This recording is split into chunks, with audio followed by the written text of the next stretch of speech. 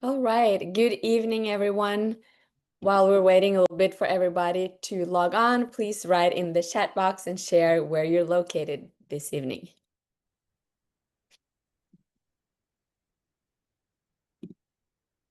We are located, at least in Santa Monica, here in LA. We're curious to see where everybody else, West Sacramento, Washington, D.C., San Diego, Taiwan, Seattle, Washington, D.C. Wow, we're spread across the globe this evening. That's great to see. So welcome so much to our webinar. This webinar is presented by dietitians from Create Cures Foundation. Tonight, we will be discussing an update on alcohol, longevity, and cancer. We are all dietitians from Create Cures Foundation Clinic, which is founded by Dr. Walter Longo, who is a leading researcher in nutrition as it relates to aging, cancer, and also other age-related diseases. At Create Cures, we are a team of expert registered dietitians, molecular biologists, and also Dr. Longo himself to collaborate care for our patients. Our goal is to develop effective and integrative strategies to support cancer therapy and optimize outcomes for our patients. If you're interested in working with us, we will share our links at the end to connect with you. If you have not already, please check out Dr. Walter Longo's latest work, his book Fasting Cancer, and his documentary Fasting and the Longevity Revolution. Also, feel free to share it with a friend or a loved one as well. Before we start, we will do a brief introduction of the presenters this evening. My name is Frida Hovik. I'm a registered dietitian at the Create Cures Foundation. I received my master's from USC in nutrition, health span, and longevity, and I'm now doing my PhD. I'm very excited to share some of the latest research insights in today's topic, alcohol, longevity, and cancer. Hi, everybody. My name is Shayna Feinerman, another dietitian at Create Cures. I also studied under Dr. Longo while getting my master's in nutrition, health span, and longevity, and work here with all kinds of patients. And so we're very excited to talk about alcohol, as we often get questions about it. Hi, my name is Lotta Andonian. I'm also a registered dietitian at the Create Cures Foundation. I received my master's in nutrition, health span, and longevity from the University of Southern California as well, and studied the interaction of nutrition and genes on disease and longevity under Dr. Longo in Italy. I also have received additional training through the Institute for Functional Medicine, and my passion is culinary nutrition and working with patients to help incorporate nutrition recommendations in an enjoyable way, including finding some alcohol alternatives. So I'm excited to talk about this today. Amazing. Thank you. So we are very excited to share any questions that you might have during this hour, which we will save until after the presentation. For any individual questions about a very specific patient case, please email us and we'll be very happy to answer your questions. Today, we're going to talk about how alcohol affects the body and overall health. We're going to discuss the evidence behind alcohol, longevity, and cancer. We're going to talk about practical strategies. We'll have a little quiz and then, of course, a little Q&A section at the end. So alcohol is one of the most widely used substances in the world, influencing our culture, social interactions, and also our health in so many different ways. Understanding how alcohol affects the body and the brain is essential for making informed choices about consumption and also recognizing potential risks. This section explores what alcohol is, how it works, and also the impact on individuals and our society. What is alcohol? When we talk about alcohol in beverages, we mean ethanol, which consists of carbon, hydrogen, and oxygen. Ethanol is small water and fat-soluble molecule that easily passes through our cell membranes and can affect the brain, liver, and also a lot of other organs as well.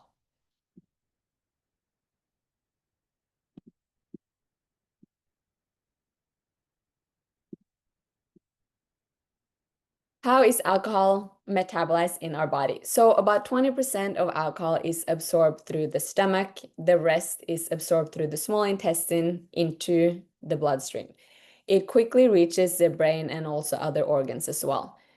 Then step 2 is the metabolism, which is mainly happening in the liver, which is handling 90% of this ethanol metabolism. There's 3 main pathways that are occurring. So we have the first one, alcohol dehydrogenase pathway, which is where ethanol is broken down to acetaldehyde, which is the very toxic intermediate. Acetaldehyde is then broken down into acetate, and acetate then into carbon dioxide and water. Then we have another pathway, which is called the microsomal ethanol oxidizing system. This is where a lot of reactive oxygen species are being created, and therefore a lot of oxidative stress. Then we have the catalase pathway, which is a more minor route where ethanol is broken down by an enzyme called catalase, which is happening mainly in the brain and other tissues, so not in the liver.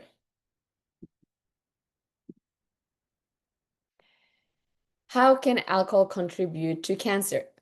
Ethanol in itself is actually not a strong carcinogen, but the metabolites and the effects of those metabolites are the carcinogen and the highly toxic components. Acetaldehyde is definitely carcinogenic. It binds to DNA and proteins, causing DNA mutations. It can impair DNA repair, chromosomal instability. And people with ALDH2 deficiency, which are more common in the East Asian population, may accumulate more of this acetaldehyde and therefore could be a little higher cancer risk. We have oxidative stress, so the CYP2E1 pathway generates a lot of free radicals, and these reactive oxygen species can damage DNA, lipids, and proteins, which then can create mutations that could potentially promote cancer growth.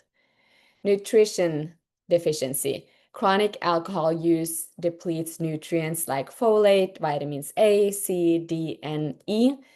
These nutrients are needed for DNA synthesis and also for repair. Then we have hormonal effects. Alcohol increases estrogen levels.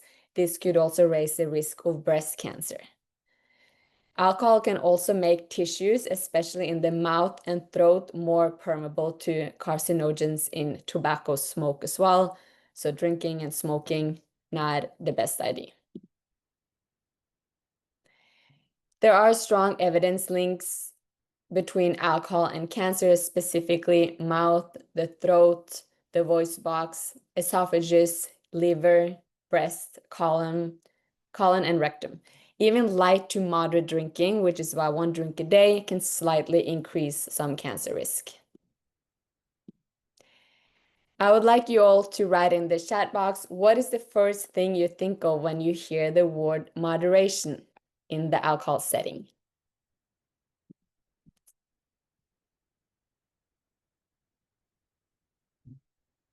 We often hear, oh, moderate drinking may be okay, but it's a very vague term. So what does that really mean to you?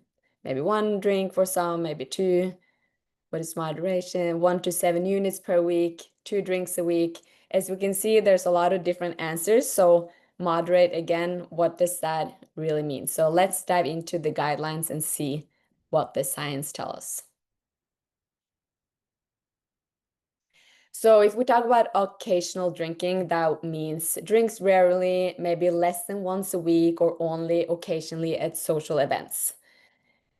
We have moderate drinking, so that could be up to 1 drink a day for women, 2 drinks a day for men.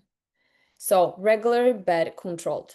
Then we have heavy drinking, so this will be more than 3 drinks a day for women, or more than 4 drinks for men per week. So this is frequent and more excessive.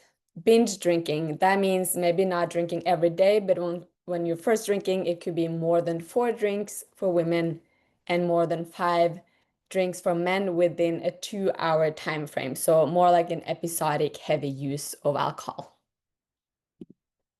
But what does 1 drink mean? So according to US standard drink sizes, so that will be 1 drink will be 12 ounces of a beer. It could be 8 ounces of liquor, 5 ounces of wine, or 1.5 ounce of distilled spirits.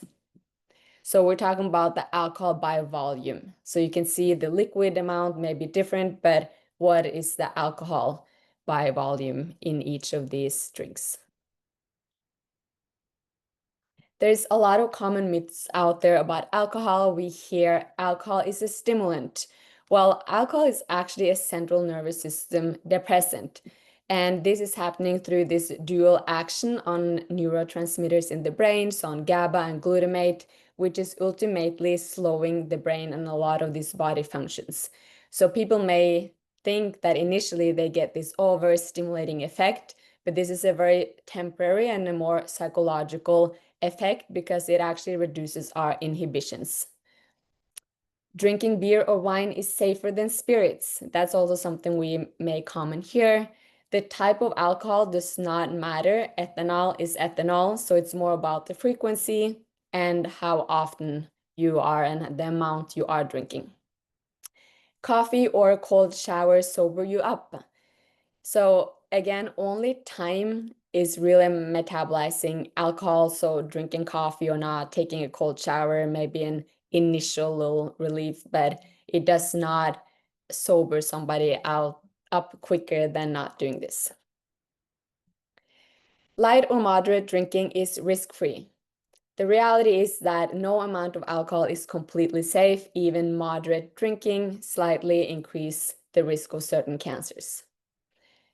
But lower consumption reduces the risk a lot more. You can detox quickly. No, you can detox quickly with vitamins or supplements. Again, the reality is actually that the liver metabolizes alcohol at a fixed rate. So this is about 1 standard drink per hour. So now I will hand it over to Lotta, who will discuss alcohol, longevity, and cancer. Thank you so much, Frida, for going through some of those definitions. And I've always been confused about what moderate drinking and light drinking is. So now we'll go into the science a little bit, talking about the impact of alcohol on longevity and cancer. And before we do that, we have another question for you. What is one health claim about alcohol that you've heard and wondered if it's true? Comment in the chat box if you have heard anything about specific types of alcohol, or maybe heard about something like a J-shaped curve with alcohol consumption. Red wine is good for your heart. Yes, we'll actually talk about that in a little bit. Red wine, yeah, red wine gets a lot of good for cardiac health. Thins blood. Okay, great. Yeah, so first talking a little bit about alcohol and life expectancy. So alcohol does tend to be a big part of our social lives, especially now with the holidays approaching, lots of gatherings, happy hours, dinners, and parties. And there are a lot of benefits to a healthy social life, which, yes, in the chat box, long-lived people often drink. But is it related to the alcohol or the social life? The evidence is actually pretty clear that alcohol consumption reduces life expectancy. And the more you drink, the more the risk increases. So socializing, great for life expectancy, but the alcohol does not actually contribute to life expectancy. Large studies and multiple meta-analyses have shown that people who drink heavily or regularly can lose up to about 7 years of life compared to non-drinkers. And if you've heard that moderate drinking is good for your heart or good for longevity, there have been some observational studies that have suggested a slight benefit for light or moderate drinking, which has been shown in those studies as a J-shaped curve. So showing higher risk at both no alcohol intake and high alcohol intake, with the lowest risk at light or moderate drinking. So these studies have been done in the past, and you may have seen that in news reports, but this is actually misleading. We've had some reanalysis of those studies that show that some of that effect was due to including people who quit alcohol for health reasons, such as developing a terminal illness or some other medical necessity that caused them to need to quit alcohol. They were grouped in the non-drinking group. So that actually made that group's health outcomes look worse when compared to the light or moderate drinkers. So more rigorous genetic studies and larger meta-analyses have actually shown that, yes, even in small amounts, any alcohol increases your risk of premature death. And the safest level of drinking is 0. But yeah, so any of those supposed benefits of the light drinking are outweighed by the dangers. But the good news is, to enjoy company or some of those social benefits, you don't actually need the alcohol. So we'll cover some of those tips later. And then moving on to how alcohol affects our health risk. So Frida mentioned some of the ways that alcohol is associated with cancer, but is it true that alcohol actually can cause cancer? Do we have any evidence of it causing cancer? True, yes, in the chat box. Okay, true, yes, you guys are all correct. So there is very strong evidence that alcohol consumption can directly cause cancer.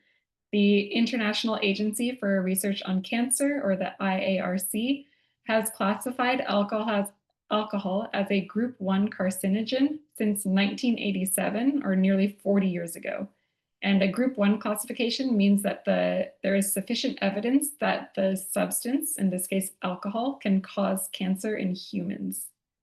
Additionally, the National Toxicology Program has listed consumption of alcoholic beverages as a known human carcinogen since 2000. So yes, alcohol has been shown to cause cancer.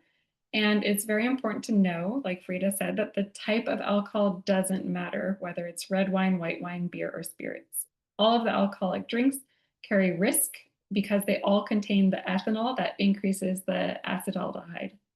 And there's no safe threshold for alcohol when it comes to cancer. So the less alcohol you drink, the lower your cancer risk. And when we're looking at the numbers, we have some research here showing numbers in the United States. So in 2019, alcohol use was linked to about 5% of newly diagnosed cancer cases, of which it was about 100,000 cases in 2019. And it was also responsible for about 4%, or 25,000, of all cancer deaths that year. When we're looking at the absolute numbers in 2022, the CDC's most recent year of data shows that there were more than 538,000 alcohol-associated cancers in the United States. And this includes about 160,000 cases among men and 378,000 among women. And when we break that down by cancer type, the most common alcohol-associated cancer in women is for breast cancer, and in men, it's for colorectal cancer. Also, the data shows that 86%, so a large majority of new alcohol-associated cancers, occur in people over the age of 50, or 50 or older. And recently, the US Surgeon General released a very comprehensive advisory on alcohol and cancer risk that has a lot of very up-to-date information and a lot of very eye-opening findings. So that report is actually available online if you're interested in reading through it. It has some good graphics and data, but they show that even very small amounts of alcohol can make a measurable difference in cancer risk. So this infographic shows that among people who drink less than 1 drink per week, in about 17 out of 100 women and 10 out of 100 men will develop an alcohol-related cancer during their lifetime. So this is that very low alcohol intake. It still has some risk. For individuals who drink 1 drink per day, this rises to 19 in 100 women and 11 in 100 men. And for people who have 2 drinks per day, the numbers increase even more to 22 in 100 women and 13 in 100 men developing an alcohol-related cancer. So in real terms, this means that for women, having 1 drink a day adds about 2 extra cases of alcohol-related cancer per 100 women, and 2 drinks per day adds about 5 extra cases, so very significant. And then there's a slightly smaller increase in men, but it's still real, where drinking the 2 drinks per day, which is currently in the dietary guidelines, up to 2 drinks per day, can result in 3 extra cases per 100 men. So moving on to specific cancers, we have covered some of the cancers that are affected by alcohol, but does the alcohol increase the risk of some cancers more than others? So it has that 1 to 2 drinks, does it cause more of an impact? In the chat, liver, colon, and breast cancer. True. Feeling like you shouldn't drink anymore. Well, we'll cover, so in this slide, actually, it's helpful to know that when we're talking about how we understand risk, there's a difference between absolute risk and relative risk. So this can help us decide, what level of risk we want to take. So in this slide, absolute risk is the actual chance or probability that something will happen, like the risk of being diagnosed with a new cancer. Relative risk is actually a comparison between the chance of an outcome between two groups. So, for example, the chance of something in people who drink alcohol versus people who don't drink alcohol, or people who are heavy drinkers compared to non-drinkers, or heavy drinking compared to light or moderate drinking. So sometimes there's a big change in relative risk that shows, but it doesn't actually increase the absolute risk that much if the actual chance of something happening is small. But if there is a more common chance of something happening, for example, breast cancer is a more common type of cancer, then even a small change in relative risk can make a large change in absolute risk. So it is important to have an awareness of like what absolute risk is and relative risk, and then also understanding your own genetic predisposition to things or in the context of your overall lifestyle. So in this slide, we can see that the absolute risk increases the most in the esophageal cancer, where heavy drinkers are 5 times as likely to have esophageal cancer compared to non-drinkers. And then the oral cavity cancers also have a very large increase. That's partially because those cancers are actually, there's a smaller chance of those occurring compared to the more common cancers like breast and colorectal cancers. So that's just important to be aware of. But for breast and colorectal cancer, the risk increases 1.2 to 1.5 times for colorectal and 1.04 to 1.6 times for breast.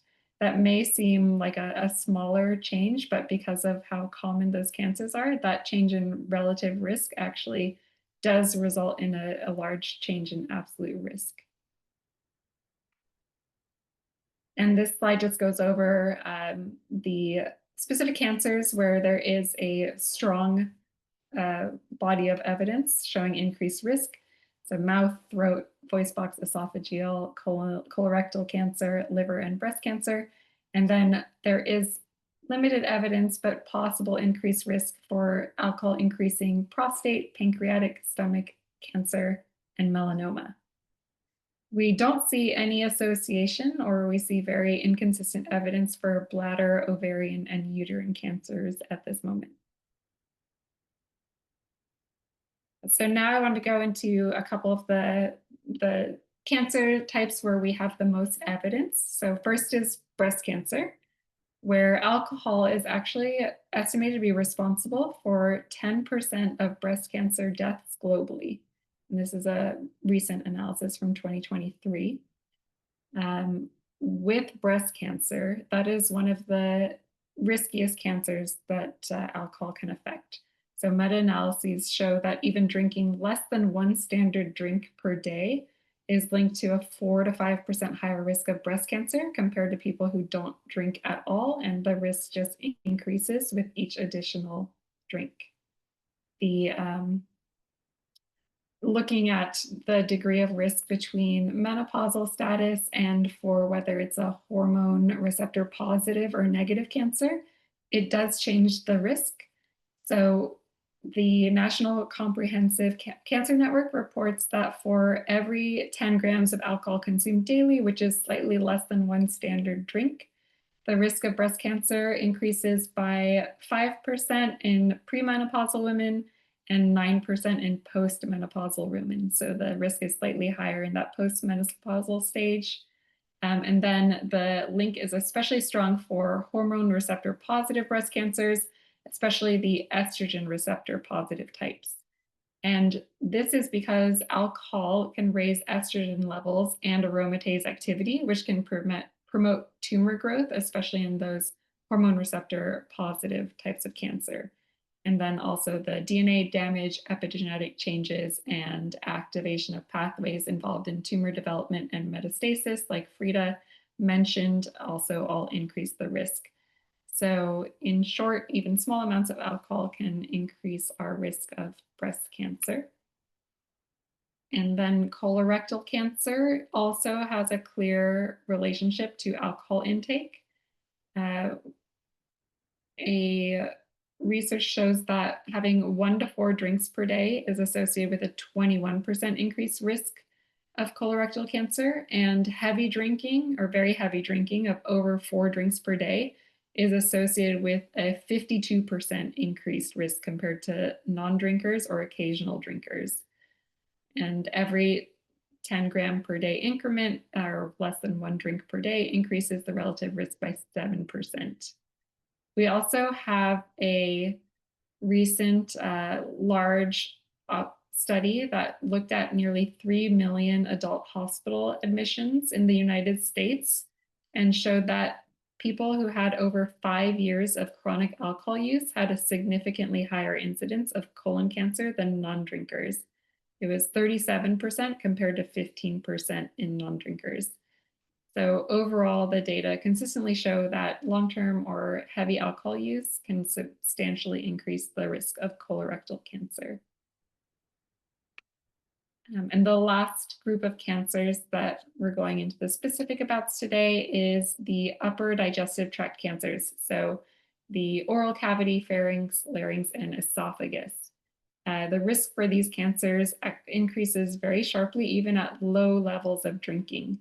So studies show that just 5 to 15 grams of alcohol per day, or starting at half a drink per day, raises the risk compared to not drinking at all. 5 to 15 grams is associated with a 12% increased risk. And as alcohol goes up, the risk climbs very steeply. One study showed that the risk of mouth cancer increased by 40% for those who consumed about 1 drink daily compared to those who did not drink. The risk is even higher for smokers, and that is because alcohol increases the absorption of carcinogens from tobacco, and tobacco is also a group 1 carcinogen that is very strongly linked to causing cancer. So that combination can actually be a double whammy and increase the likelihood of cancer even more. All right, so getting back to this question that came up in the chat box as a health claim associated with cancer. So do we think that this is true or false? Does drinking red wine help prevent cancer? False. No. Great, you guys have been listening. So yes, red wine and cancer risk. So there has been some hypotheses that maybe red wine is healthier than other types of alcohol. And in part, that's because red wine, or the grapes that are used to make red wine, contains a plant compound called resveratrol. And this has been studied for possible health effects, including cancer prevention. However, there has been no link shown between moderate red wine consumption and a lower risk of cancer. And a very recent large meta-analysis found that there is no difference in overall cancer risk between people who drink red wine and those who drink white wine. And white wine is much lower in resveratrol, about 10 times less than red wine. So if the resveratrol had a benefit, you would expect to see it in this. And instead, the wine was associated with increased risk of cancer. So even though red wine has resveratrol and some other potentially beneficial compounds, these compounds do not cancel out the harmful and cancer-causing effects of the ethanol, which is the alcohol itself.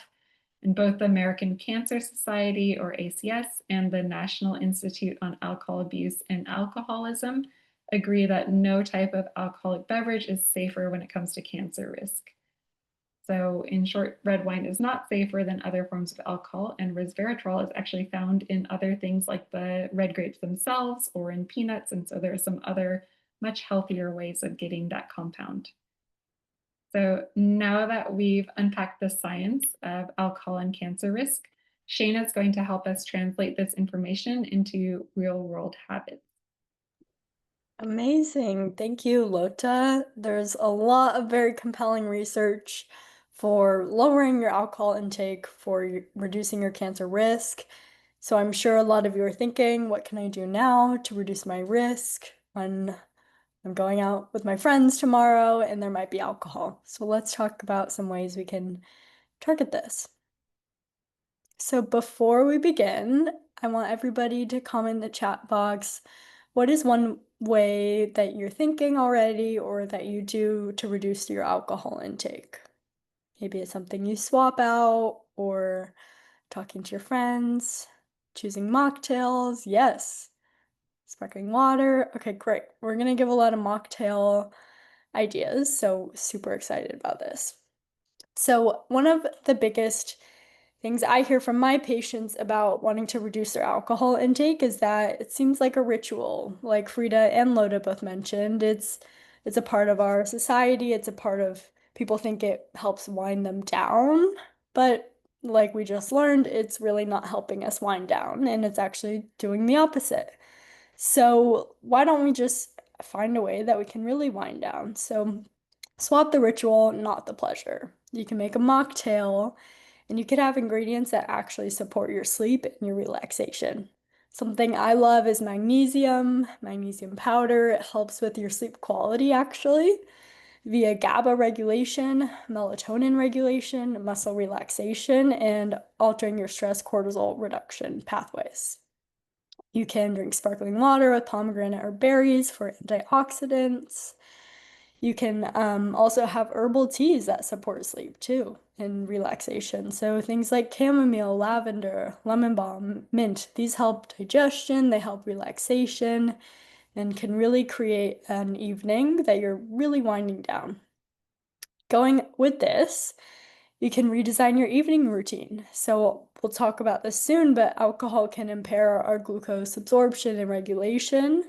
So have a balanced meal with protein, fiber, fat to reduce your cravings too for alcohol. That's also great.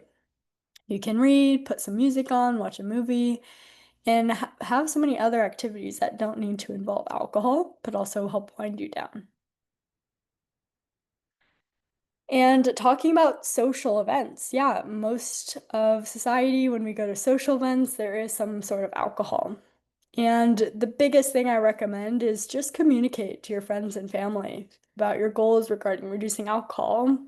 Now, you all know the stats about how much alcohol affects your risk of cancer, and I'm sure everybody else will understand that. So communicating is the best way to go, and I'm sure your friends and family will absolutely support you.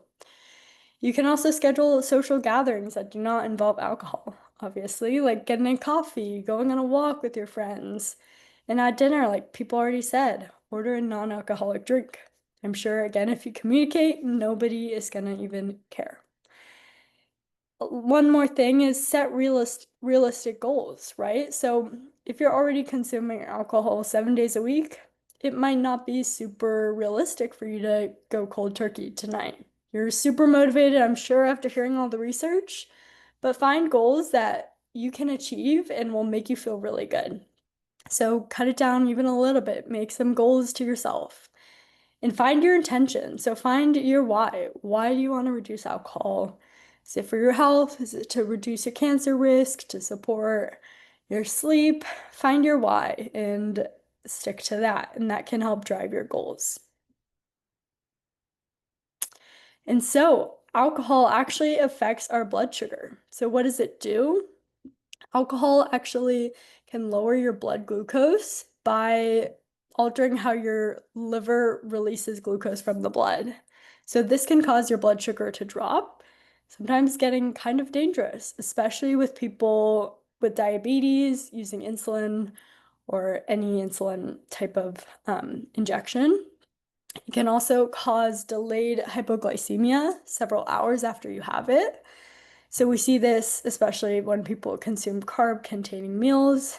Alcohol might initially raise your blood glucose, but then this can be followed by a reactive hypoglycemia, meaning your blood glucose goes really low, depending on your insulin response and the carb type.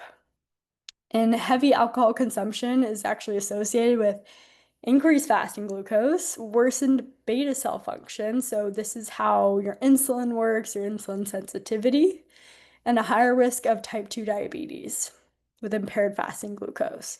So although acutely it can lower your blood glucose, over time it actually affects, likely due to the liver, it affects how you actually absorb and utilize glucose. So if you are going to consume alcohol, it is important to make sure you're using the blood sugar hacks. So make sure to dress your carbs. This way you can help absorb glucose in a more supportive way. And you do this by pairing your carb, whether it's your grain, your starchy vegetables, or your fruit, with fiber, protein, or fat. This helps slow down the digestion of the glucose, therefore not spiking you so much and helping you absorb the alcohol a little bit differently. Another thing you can try is apple cider vinegar or any vinegar. This actually temporarily deactivates the enzymes that digest starch in your mouth, so it also helps lower a glucose spike. You can also walk after your meals. So there's studies that show 10 to 15-minute walks after eating can reduce your glucose spike by 20 to 30%, which is really incredible. And it might even be more if you have insulin resistance or prediabetes. Or even just doing 1 to 3 minutes of light movement can actually also lower glucose too. It's really just that your muscle loves glucose and can really help with your glucose metabolism. Last thing is when you cook and cool your starches, like your pasta, your potatoes, this helps build resistant starch, which actually changes that starch, the structure, and makes it harder for your enzymes to break it down, thereby lowering the glucose spike. So if you are consuming alcohol, try to do these hacks and it'll help with your glucose absorption. But again, we want to consume the least amount of alcohol as possible. So we want to get into what are our favorite non-alcoholic beverages and hopefully share some inspiration. So my favorite drink at the end of the night, I love having a magnesium drink to support my sleep, and I like it with L-theanine too. In this way, it can support my sleep quality. So L-theanine is actually in matcha. It's a compound that helps, instead of having that jittery feeling with coffee, it helps you feel super focused and pretty calm. So that compound can be helpful for sleep quality too. So that combination is my favorite. Otherwise, I love sparkling water with pomegranate juice and lime. That sounds amazing. My favorite drink would be sparkling water again with some electrolytes over crushed ice, and then I like to put some salted rim just so it looks very nice, and then a bright twist of a lime as well. Very refreshing and hydrating. Great. And everybody should go run out and buy some sparkling mineral water after this presentation, because I also like to make a mocktail with sparkling mineral water as the base. And then I add tart cherry juice, which I saw in the chat that somebody liked to have tart cherry juice, which is amazing. And then adding a squeeze of fresh lime juice, some fresh mint if I'm feeling fancy.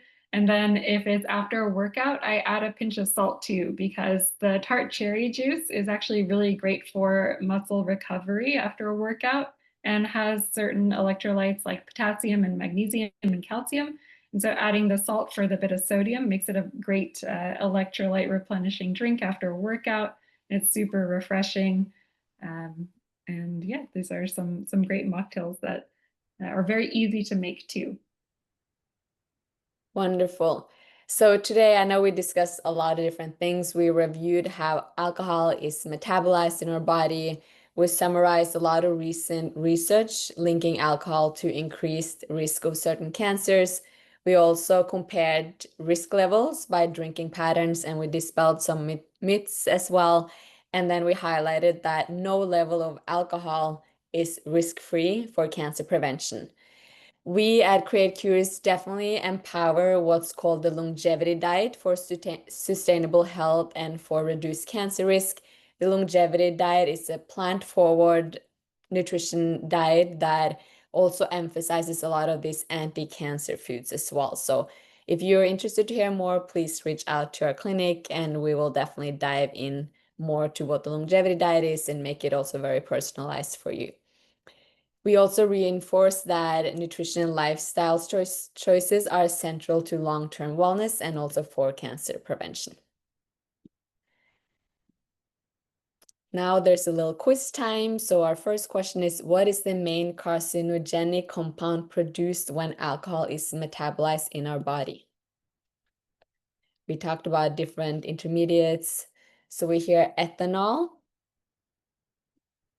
That's a great question. Yes, ethanol, and specifically when it's broken down, it is something called the acetaldehyde. Yeah, exactly. So perfect. So there's definitely a lot of different intermediates that are more carcinogenic. According to recent research, which of the following cancers is most strongly linked to alcohol consumption? Is it kidney cancer, thyroid cancer, or breast cancer?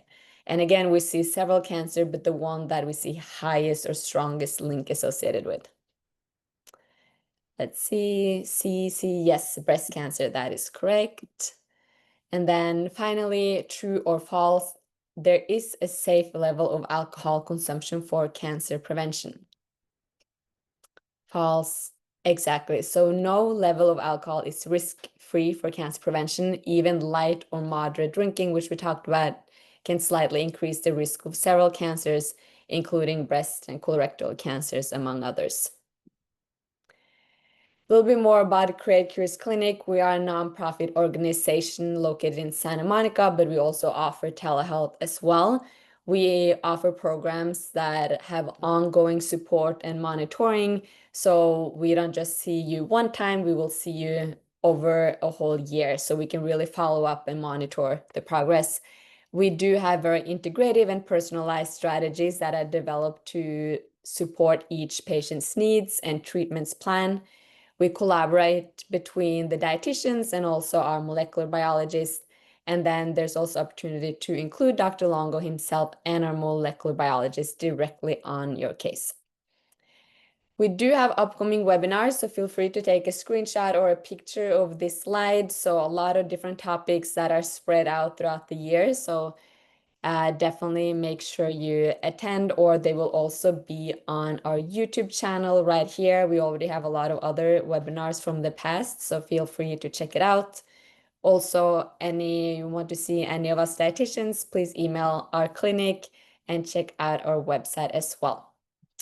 We do have a little bit of time of some questions, so please feel free to write it in the chat box. I know there's already a few questions here, so I will start with a few, but let's feel free to write any questions and then we'll try to get to those we have time for. So let me scroll up here a little bit. So there's definitely a lot of questions about like mocktails. So yes, a lot of these mocktails at restaurants, a lot of sugar in them. So I would advise to not necessarily order from the menu, but just ask either the bartender or the waiter or waitress to ask for the specific ingredient. Like I want sparkling water with some lime juice with whatever ingredient you want. And they are very flexible usually, at least in LA, maybe not everywhere else, but at least try, and always best to make it, of course, at home if you can. So that will be my advice on the mocktails. There's a great question about, does the increased risk of various types of cancer decrease when somebody stops drinking completely? So yes, it depends on the type of cancer, and the IARC, or the agency that does the report on the group 1 carcinogens, they actually have a report on risk of cancer when you stop drinking alcohol. So the most overwhelming or the most substantial evidence is for a reduction in risk for the oral cavity and esophageal cancers. If you stop drinking alcohol, even if you used to drink, over time, you can reduce your risk for those cancers. And it seems like most of the risk decreases after minimizing or quitting alcohol intake for 20 years or longer. For breast cancer and some of the hormonal cancers, there is potentially some benefit, some reduction in risk for reducing your drinking. I mean, there definitely is, but there's less evidence for it. And then when it comes to liver cancer, this is where it gets a little bit trickier, because if somebody has already progressed to cirrhosis, that itself is a very strong risk factor for cancer. So if you've already developed cirrhosis and you quit drinking, the effects of quitting drinking are going to be a little bit smaller for cancer risk reduction, although it'll still be beneficial, because if you think about all the compounds in cancer and then how it affects all the compounds in the alcohol, but not just how it affects cancer risk, but also the risk of other diseases like cardiovascular disease and just that oxidative stress that you're putting on your body, there are still going to be benefits to stopping drinking, even if in the past you used just to drink, or to reduce your alcohol consumption. That's a great question and amazing answer, Lotta. I also saw a couple questions about what about the people who live to 100 and they drink red wine, which is a very good question and speaks a little bit to Lotta's slide about resveratrol and is that helpful in red wine. So as we saw in the long-term studies, it seems like there is no amount of alcohol that is very beneficial. And these people that live over 100, we call them the blue zones. It's actually important to understand why they're in the blue zones and what makes them live past 100. It's likely because they also have these genes that are very protective and can help protect them against oxidation. So it's hard to take just that particular population and see how alcohol affects everybody. So it's good to see these long-term studies, and it's possible that they might have more of a protective genetic component. Yes, such a great point, Shayna. And also a lot of these people who live over 100 years, there's so many longevity things they do in their lives. So they have a community, they're very social, they walk all day, they may not be in the car driving all day, and they don't have such a sedentary lifestyle. There's so many parts. And yes, maybe the red wine is not the reason they become over 100, but it's not hurting as much because of the whole picture. So I like to look at the whole context in these cases. And I do see a question, which is worse for cancer, eating meat or drinking alcohol? So for us to really be able to answer that, we would have to see some research and a clinical trial, preferably comparing these two groups, which I personally have not seen, but a little bit hard to say. And that's kind of, I think it's based on the research, and it's hard to compare these two different things unless we see a clinical trial that are really looking at this. But good question.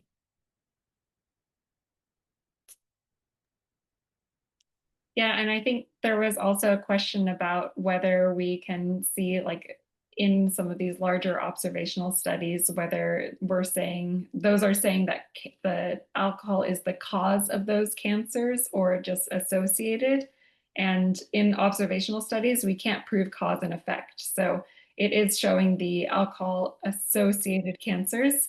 And then we look at that, or like the IARC and the CDC, they look at that and studies in animal studies, in cell studies, looking at mechanistic studies on how, what is the strength of evidence for certain compounds in cancer causing tumors or cancer in humans, and then making adjustments to different confounding factors when looking at observational studies to try and reduce the amount of confounding factors like obesity or lack of sleep or poor diet, to isolate the effect size of the alcohol on the cancer risk. So the observational studies are never going to be able to directly prove if a certain individual like got their cancer from alcohol or not.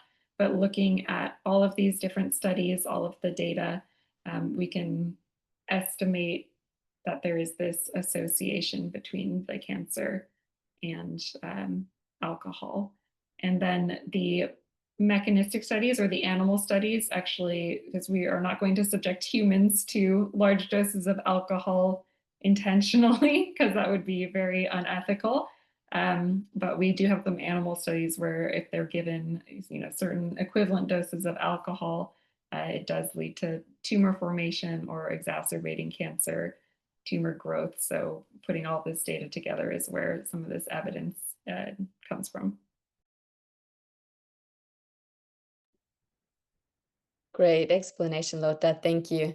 I do see a question about, can genetics impact ability to metabolize alcohol? Can some genes help metabolize alcohol better than others? So I did mention this one ALDH2 deficiency. So if somebody is deficient in this gene, then there may be harder to metabolize alcohol and it's a higher buildup. And there's some research supporting that that could slightly increase the risk of cancer. And then, is there a powder resveratrol you can add to a non-alcoholic drink? Absolutely. That would be a great way to get the benefits of resveratrol, but not get the ethanol component. So that would be a great new little mocktail to try out. I saw a question about cooking and cooling starches. So what is this? So when you cook and cool any starch, doesn't have to be pasta, it could be rice, quinoa, buckwheat, it could be potatoes even. You actually change the starch component so it turns into resistant starch, which changes the structure, and that is absorbed differently. So it tends to not have as much of an impact on your blood glucose. And another benefit is that it can help feed the beneficial bacteria in your gut. So we do encourage eating some healthy carbs and cooking and cooling them so that you can build some resistant starch. And again, if you're drinking alcohol, it can be really beneficial to have a blood sugar regulating meal. Definitely eat something before you consume any alcohol. And I also saw a question about non-alcoholic beers. So again, talking about mocktails, classic ones that you might buy, even some of these mocktail spirits nowadays. It is important to be careful because they can still be very high in sugars, and specifically for the non-alcoholic beers, although they don't have necessarily a lot of the alcohol component, they still contain about 0.5% I believe. And they might still be really high in carbs, which can impact your blood sugar. So be careful, and if you can, consume a little bit more of a hydrating drink, like the sparkling water, if that would work.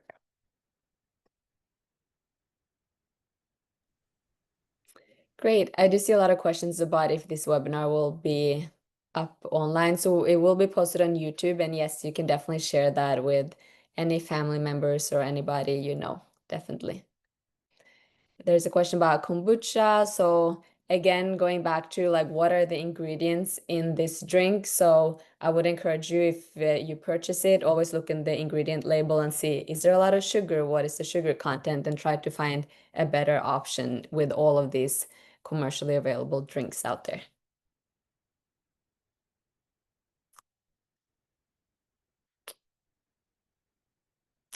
Are there any other questions here?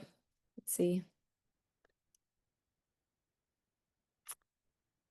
Let's see. There's one question about non-alcoholic beers, whether they're a good substitute or the ingredients are bad. There's a wide spectrum of non-alcoholic beers. So in general, they're going to be better than the alcoholic beers because they don't have the ethanol. And from a taste perspective, there's been a lot more advances in food science to be able to make non-alcoholic beers that taste very similar to the real thing compared to non-alcoholic wine or some of the other drinks that aren't quite so successful. So it can be a good drink to replace the regular beer, and just looking at the like ingredient list, that it doesn't have a lot of added like flavors or ingredients, and it's just kind of the hops and things like that. And then making sure that you're following some of the guidelines that Shayna shared, because it will be just basically pure carbohydrates, so it can affect your blood sugar. So if you're having it together with a meal or after a meal, or being mindful of how to include it so it's not affecting your blood sugar too much, then it could be a good replacement for the real alcoholic version.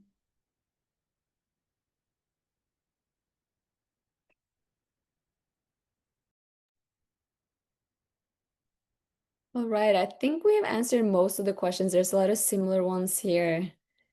If there's any like very personalized one, we won't answer them here, but we're happy to answer them over email. So yeah, please send an email to clinic@createcures.org. And thank you everybody so much for attending this evening. And if there's any questions, again, please email us and we are happy to answer them. Thank you, everyone. And there's a survey when you leave the Zoom, so please fill that out if possible. Really helps. Thank you so much. Thank you. Awesome. Thank you, everyone.